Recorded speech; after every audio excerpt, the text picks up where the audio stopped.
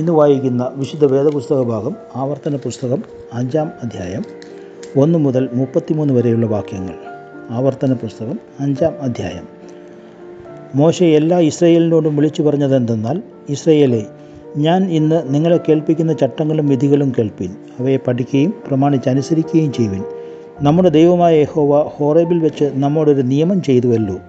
ഈ നിയമം യഹോവ നമ്മുടെ പിതാക്കന്മാരോടല്ല, നമ്മോട് ഇന്നിവിടെ ജീവനോടിരിക്കുന്ന നമ്മോടൊക്കെയും തന്നെ ചെയ്തത്.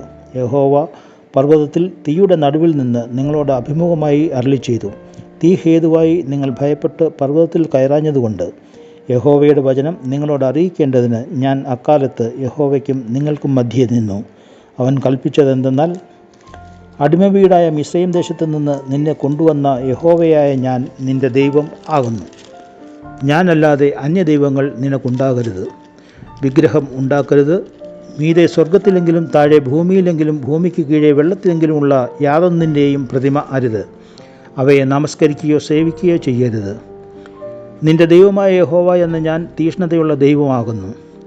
എന്നെ പകയ്ക്കുന്നവരിൽ പിതാക്കന്മാരുടെ അകൃത്യം 3-ാമത്തെയും 4-ാമത്തെയും തലമുറ വരെ മക്കളുടെ മേൽ സന്ദർശിക്കുകയും എന്നെ സ്നേഹിച്ച് എൻ്റെ കൽപ്പനകളെ പ്രമാണിക്കുന്നവർക്ക് 1000 തലമുറ വരെ ദയ കാണിക്കുകയും ചെയ്യുന്നു.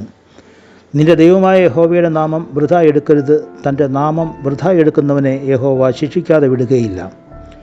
നിന്റെ ദൈവമായ യഹോവ നിന്നോട് കൽപ്പിച്ചതുപോലെ ശബ്ബത്ത് നാൾ ശുദ്ധീകരിച്ച് ആചരിക്കാം.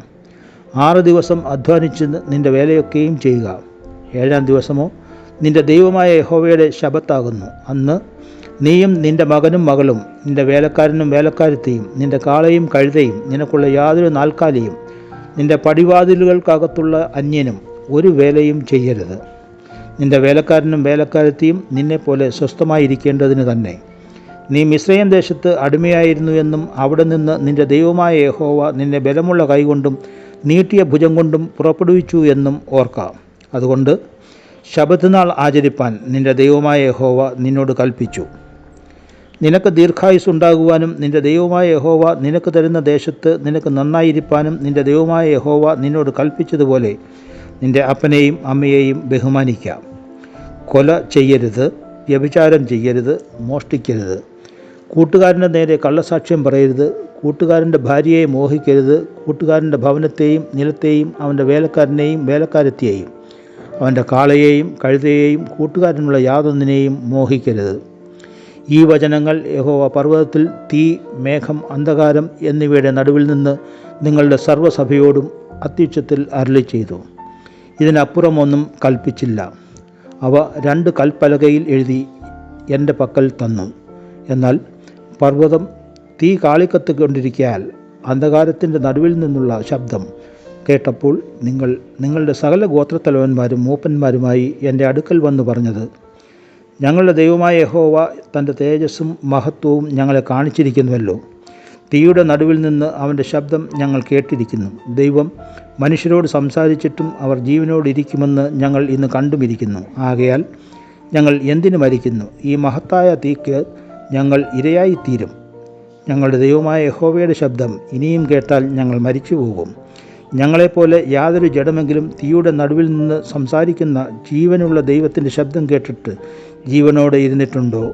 നീ അടുത്തു ചെന്ന് നമ്മുടെ ദൈവമായ യഹോവ അരുളി ചെയ്യുന്നതൊക്കെയും കേൾക്കാം. നമ്മുടെ ദൈവമായ യഹോവ നിന്നോട് അരുളി ചെയ്യുന്നതൊക്കെയും ഞങ്ങളോട് പറക. ഞങ്ങൾ കേട്ടനുസരിച്ചു കൊള്ളാം. നിങ്ങൾ എന്നോട് സംസാരിച്ച വാക്കുകൾ യഹോവ കേട്ട് എന്നോട് കൽപ്പിച്ചത്, ഈ ജനം നിന്നോട് പറഞ്ഞ വാക്ക് ഞാൻ കേട്ടു. അവർ പറഞ്ഞതൊക്കെയും നല്ലത്.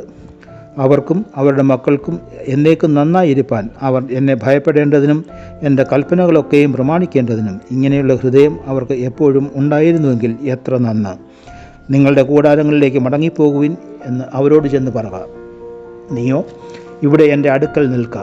ഞാൻ അവർക്ക് അവകാശമായി കൊടുക്കുന്ന ദേശത്ത് അവർ അനുസരിച്ച് നടപ്പാൻ നീ അവരെ ഉപദേശിക്കേണ്ടുന്ന സകല കൽപ്പനകളും ചട്ടങ്ങളും വിധികളും ഞാൻ നിന്നോട് കൽപ്പിക്കും. ആകയാൽ നിങ്ങളുടെ ദൈവമായ യഹോവ നിങ്ങളോട് കൽപ്പിച്ചതുപോലെ ചെയ്യുവാൻ ജാഗ്രതയായിരിപ്പിൻ. ഇടത്തോട്ടെങ്കിലും വലത്തോട്ടെങ്കിലും മാറരുത്. നിങ്ങൾ ജീവിച്ചിരിക്കേണ്ടതിനും നിങ്ങൾക്ക് നന്നായിരിക്കേണ്ടതിനും നിങ്ങൾ കൈവശമാക്കുന്ന ദേശത്ത് ദീർഘായുസ്സോടിരിക്കേണ്ടതിനും നിങ്ങളുടെ ദൈവമായ യഹോവ നിങ്ങളോട് കൽപ്പിച്ചിട്ടുള്ള എല്ലാ വഴിയിലും നടന്നുകൊള്ളുവിൻ. ഇവിടെ വേദഭാഗം വായിച്ചവസാനിക്കുന്നു. Israel,